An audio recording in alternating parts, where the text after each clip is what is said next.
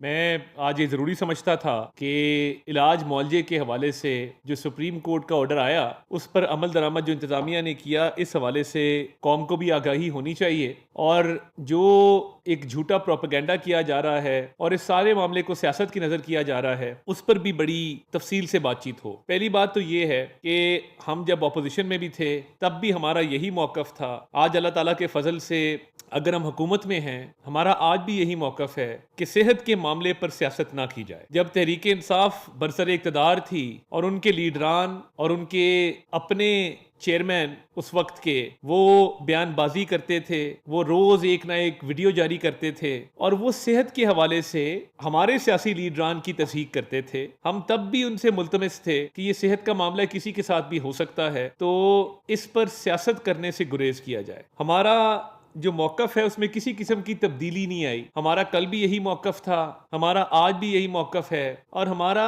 आइंदा कल भी यही मौक़िफ़ रहेगा कि सेहत के मामलात के अंदर सियासत को मुलविस नहीं करना चाहिए। जो ये कैदी साहब जो हैं, जिनके हवाले से ये ऑर्डर आया,